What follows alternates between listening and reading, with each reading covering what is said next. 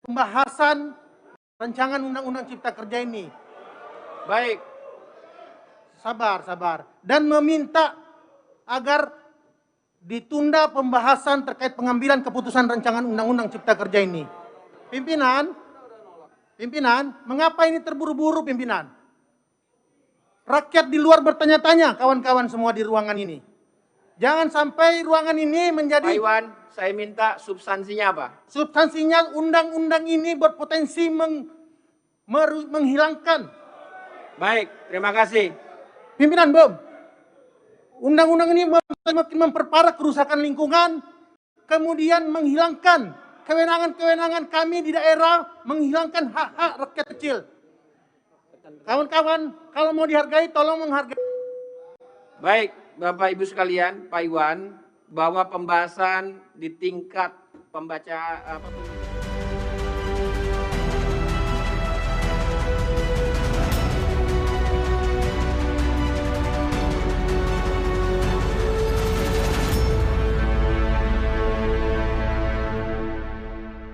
Assalamualaikum warahmatullahi wabarakatuh. Kembali berjumpa dengan saya Hetzbun Arif dari Forum News Network. Insiden Puan Maharani Ketua DPR mematikan mic, kedapatan mematikan mic itu menjadi trending topik. Itu bahkan meme-nya muncul lucu-lucu macam-macam gitu.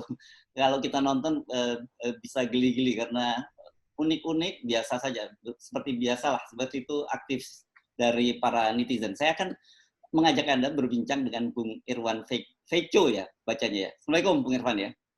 Ya, ini Waalaikumsalam, ya, Bang Arif. Ini yang orang menjadi korban dari ini selain Bu Puan, Anda juga paling banyak dicari oleh media sekarang ini ya, Bung Irwan ya. Siap, Bang. Anda ini dari DPR RI dari Kalimantan Timur, betul? Ya, Dapil Kalimantan Timur, Bang.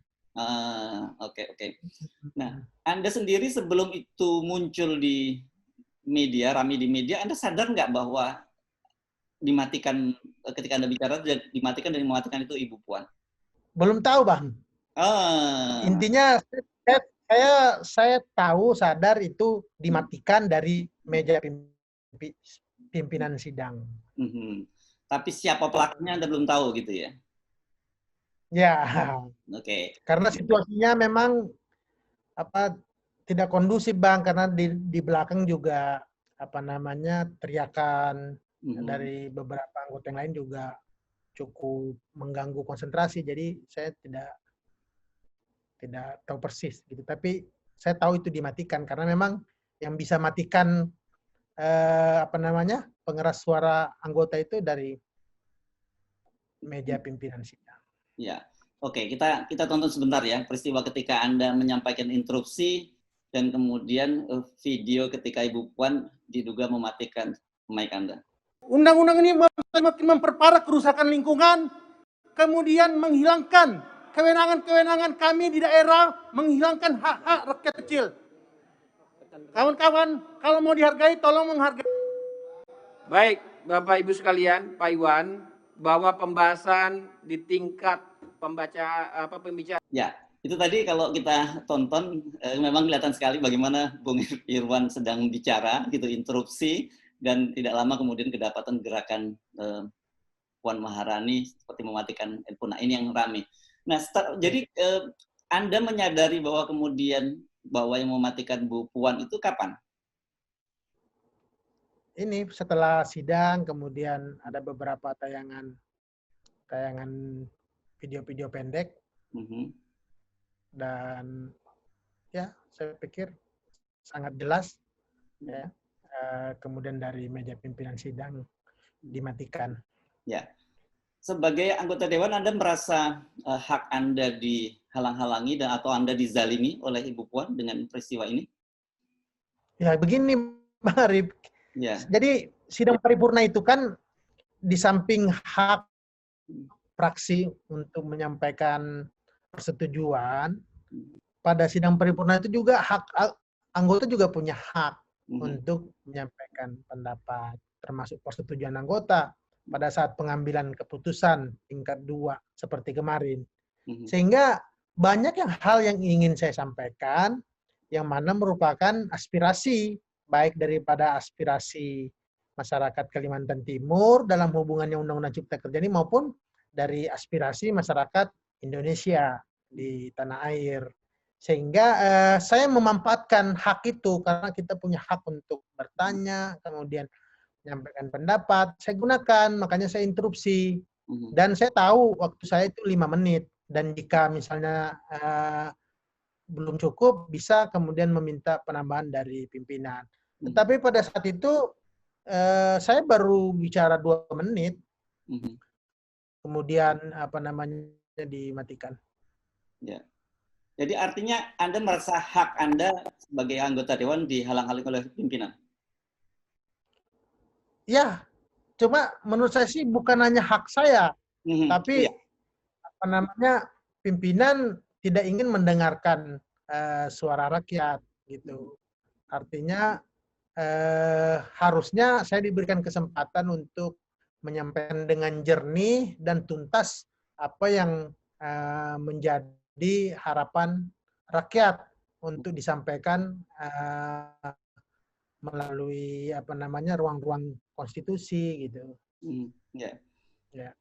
Nah, jadi kalau kemudian silakan.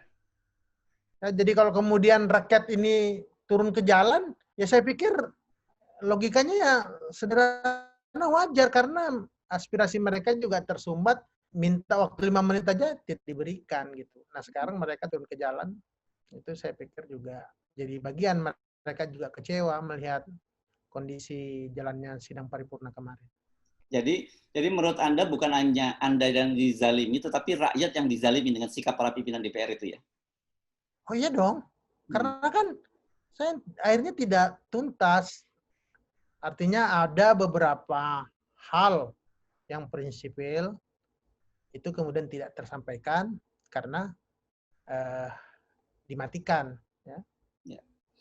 Mic-nya. Apakah setelah Anda tahu bahwa mic Anda sengaja dimatikan oleh pimpinan, Anda akan membawa langkah ini ke MKD, ke Majelis Kehormatan DPR? Atau ada langkah-langkah ini bagaimana? Sikap Anda pribadi dan sikap partai? Saya kan mengikuti perkembangan pasca sidang ini, Bang Arif. Ya. Saya pikir sih saya belum ada memikirkan ke sana dan saya cuma berharap ke depan ada perbaikan ya sistem demokrasi kita terutama di parlemen. Bagaimana hak-hak anggota itu diberikan karena kita ini kan wakil rakyat. Ada pengharapan, ada rintihan, ada cerita rakyat di situ yang harus kemudian sampai ya, di ruang konstitusi ini untuk kemudian diambil di bagian pertimbangan atau jadi pengambilan keputusan. Nah, sekarang kita kembali ke proses itu. Saya mendengar sebenarnya proses harusnya belum sampai pada tahapan pengambilan keputusan ketika rapat paripurna, karena ini Anda sebagai anggota Dewan juga tidak mendapat draft yang lebih lengkap dari RUU yang mau disahkan itu. Betulkah itu semacam itu? Justru saya mau bertanya di akhir itu. Kita hari ini mau mengesahkan apa? Karena saya sebagai anggota, kemudian saya lihat juga teman-teman saya belum mendapatkan ya, draft dokumen RUU yang mau disahkan ini. Siapa yang menjamin kemudian draft ini tidak berubah pada pasca pengesahan? Itu juga menjadi hal penting.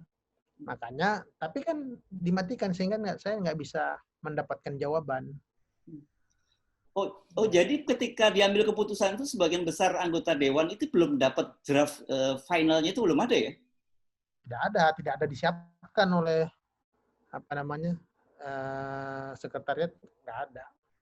Padahal biasanya tuh lumrahnya kan paling nggak 3 hari sebelum paripurna agar kita benar-benar bisa mempelajari. Karena tadi tuh di samping kemudian ada hak persetujuan fraksi, juga ada hak persetujuan anggota kalau sudah di sidang paripurna itu. Ya. Oke, nah Anda bisa gambarkan sebenarnya dalam ruang sidang kemarin itu seberapa banyak yang hadir yang di dalam ruangan itu dan berapa yang hadir secara virtual? Anda tahu tidak datanya?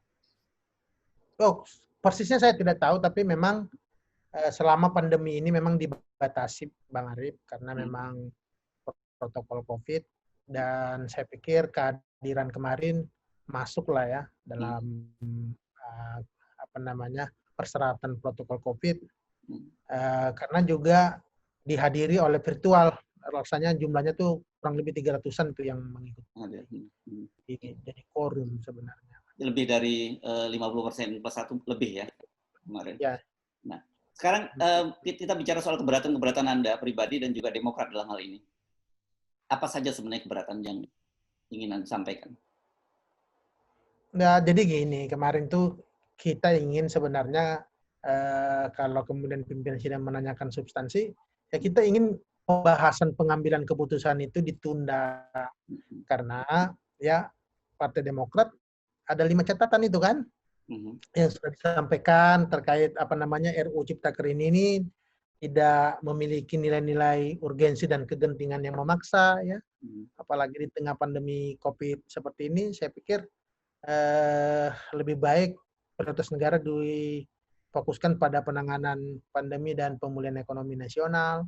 Kedua, kemudian ini kan pembahasannya Omnibus Law, membahas puluhan undang-undang dan ribuan pasal yang tentu membutuhkan pencermatan yang mendalam, lebih teliti, hati-hati gitu kan, karena ini menyangkut apa namanya kepentingan masyarakat luas. Kemudian yang ketiga, RUU ini juga kan mendorong investasi, kemudian menggerakkan perekonomian nasional, dirancang seperti itu sehingga potensi untuk meminggirkan hak-hak para pekerja, kemudian apa namanya buruh dan lain-lainnya juga sangat besar, apalagi ada belum clear ya diskusi antara kelompok organisasi buruh ya, kelompok LSM dan lain-lainnya, karena partisipasi mereka sangat rendah ya, ada pembatasan di tengah pandemi ini, sehingga kita bilang apa namanya ini kemudian harus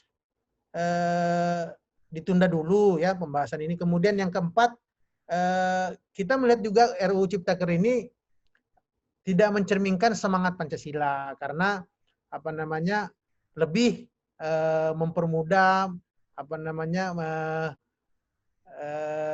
apa sih istilahnya memprioritaskan pebisnis ya, sehingga apa namanya keadilan sosial tidak terpenuhi di situ, lebih menggambarkan kapitalistik, neoliberalistik. Jadi itu juga yang kemudian menjadi salah satu pertimbangan. Dan yang kelima, kita juga melihat RUU Ciptaker ini dari sejak awal udah cacat substansi dan juga cacat prosedur, karena ya tadi dalam proses penyusunannya tidak apa namanya transparan, tidak akuntabel, banyak pihak-pihak yang tidak terlibat apa namanya perannya dalam penyusunan undang-undang ini. Ya, jadi Anda memang melihat ini ada kepentingan kelompok tertentu. Dalam hal ini Demokrat menyebutkan secara clear kalau tidak salah bahwa ini undang-undang ini memang diciptakan untuk kepentingan dari para pengusaha. Itu clear seperti itu ya, Bung Irwan? Ya tentunya sebenarnya upayanya kan tadi saya bilang apa namanya bagaimana undang-undang ini diharapkan bisa mendorong investasi dan menggerakkan perekonomian nasional. Tapi kita melihat apa namanya pembahasannya ini juga terburu-buru, sehingga justru kita bilang ini agar ditunda dulu, agar lebih kemudian ditarik kembali, kemudian melibatkan banyak pihak, ya kemudian lebih berasas keadilan sosial dan lain-lainnya, sehingga betul-betul clear ya bagaimana kemudian Undang-Undang Cipta Kerja ini sesuai dengan tujuan pembahasannya. Karena pada faktanya Undang-Undang 13 tahun 2003 terkait ketenaga kerjaan itu kan 2013 kan bisa, kemudian 2014 kan digunakan 10 tahun oleh Pak SBY dan mampu menggerakkan ekonomi kemudian meroket sampai 6%. Ya, kalaupun kemudian 5 tahun pasca SBY kemudian ada penurunan ekonomi, saya pikir bukan karena semata-mata undang-undang ketenaga kerjaan ini. Sehingga menurut saya belum tidak terlalu urgensi dan apa namanya bersifat kegentingan memaksa untuk kemudian segera mengesahkan undang-undang ini. Nah, sekarang kan sudah disahkan oleh DPR. Dalam posisinya sikap Demokrat sendiri menganggap apakah itu keputusan itu sudah sah dan mengikat kita semua? Ya, mau tidak mau, karena itu kan sudah disahkan Di situ sudah quorum, ya, peserta sidang dari anggota DPR RI, kemudian perwakilan presiden, pemerintah, juga sudah ada beberapa menteri-menteri dipimpin oleh Menko Perekonomian, ya, Pak Erlangga, dan udah sah, ya. Tinggal bolanya di Pak Jokowi untuk apakah beliau langsung tanda tangannya atau kemudian mencari keputusan terbaik dengan mendengarkan suara rakyat, ya. Kemudian apa namanya, tidak menandatangani atau kemudian ada perpu lagi setelah itu. Saya pikir itu ruang-ruang, ya, di pemerintah. Kalaupun pilihannya ke rakyat, ya tinggal judicial review, ya, di MK. Saya pikir. Tetapi kalau Demokrat melihat, karena kalau proses judicial review itu panjang gitu ya, apakah kemudian Demokrat juga mendorong Presiden Jokowi untuk mengeluarkan Perpu? Dan menurut Demokrat, mungkinkah Presiden Jokowi mengeluarkan Perpu dalam hal ini? Pasti kita akan mendorong, karena sampai pada detik ini pun sikap Partai Demokrat tetap menolak, ya, Undang-Undang Cipta Kerja ini, sehingga tentu kita ingin bagaimana undang-undang ini kemudian ditarik, apapun itu, apapun kemudian ada Perpu dan lain-lainnya. Mengenai yakin dan tidaknya, saya pikir Pak Jokowi juga tentu bisa melihat, ya, sejauh mana memang rakyat kemudian tidak menginginkan ini dilanjutkan. Ya. Nah, sekarang setelah Anda lihat aksi unjuk rasa di mana-mana melebar ternyata, dan bukan hanya para buruh tapi juga mahasiswa mulai turun, bahkan juga ada sejumlah korban yang jatuh. Bagaimana Demokrat menyikapi soal ini? Ini catatan penting bagi Demokrat, karena kita tahu bahwa ini pasti terjadi, pasti buruh turun, karena ini bicara masa depan, gitu. Mereka nggak mikir lagi ini COVID. Tapi kan pemerintah kan tahu, nggak bisa dong kura-kura dalam perahu, pura-pura tidak tahu bahwa tidak akan ada aksi. Pasti ada aksi. Dan ini harusnya bisa dicegah, apalagi di tengah semangat penanganan pandemi COVID. Ya jangan disahkan sekarang. Bagaimana sekarang? Siapa yang harus bertanggung jawab itu? Ribuan buruh mahasiswa turun. Keselamatan mereka siapa yang jamin? Tertular. Ini gimana ini? Ya, apa? Kita kemudian mengharap sesuatu yang investasi naik, ya. Tapi itu kan ke depan. Ini di depan mata, jelas-jelas undang-undang terkait penanganan pandemi COVID ini kita langgar. Protokol COVID ini kita langgar. Sudah kasihan, polisi itu pun kasihan di bawah ini. Jadi sejak awal sebenarnya Demokrat sudah memprediksi ini dan mengingatkan pemerintah, tapi pemerintah tetap jalan terus gitu kan? Ya, ini kan menjadi catatan pertama kita malah. Kita dukung niat pemerintah untuk menggerakkan ekonomi, kemudian mendorong investasi. Buktinya Perpu enggak kita tolak, kita terima dengan catatan. Itu artinya kita bukan artinya sekedar berbeda dengan pemerintah. Tetapi kali ini kita bilang, kita dukung pemerintah agar fokus penanganan pandemi, ya, kemudian pemulihan ekonomi nasional sudah ada undang-undangnya. Karena itu kita juga lihat belum maksimal. Faktanya kan pandemi terus naik grafiknya. Kemudian bantuan ke masyarakat masih sangat rendah. Kemudian penanganan yang terpapar juga masih jauh dari kata layak, cepat. Inilah harusnya yang menjadi fokus pemerintah saat ini, bukan justru malam-malam balik menyetujui, kemudian harusnya tanggal 8, kemudian buru-buru tanggal 5 itu juga kemudian disidangkan. Jadi kalau Anda lihat semua proses yang berlangsung, mulai dari yang tadi disebut balik malam-malam bekerja, dimajukan dan sebagainya, kelihatannya seperti ada order yang dikejar gitu oleh pemerintah dan fraksi-fraksi di DPR yang mendukung pemerintah. Ya, saya pikir layak ya kalau masyarakat menyimpulkan hal itu. Kalau saya pribadi melihatnya ini tentu ini tekanan dari pemerintah. Jadi artinya sebenarnya sulit berharap Presiden Jokowi mengeluarkan Perpu karena ini bagaimanapun adalah kepentingan pemerintah dalam hal ini sangat kuat gitu. Nah, saya pikir tinggal Pak Jokowi mungkin kemudian melihat kondisi terakhir, ya, kondisi rakyat, kondisi buruh, mahasiswa, apakah ini memang layak dilanjutkan? Ya. Tentu beliau sebagai pemimpin Republik ini punya integritas, beliau punya empati, punya kepekaan melihat rakyat. Saya pikir masih terbuka kemungkinan itu. Ya. Nah, kembali kepada kasus Anda ini, setelah kemudian diketahui bahwa Anda menjadi korban dari sikap pimpinan, bagaimana dari dapil Anda sendiri, reaksi yang muncul, Bung Irwan? Ya, masyarakat sih banyak mendukung ya. Simpati mereka ya marah juga dong, kecewa, karena ya mereka udah berdiskusi dengan kita tiap hari, kemudian menyampaikan pesan agar ini disampaikan, tetapi kan kemudian tidak tidak tersampaikan dengan tuntas di sidang perdana, dan ada juga yang kemudian menangis, sedih, apalagi melihat kondisi persidangan seperti itu gitu. Ya.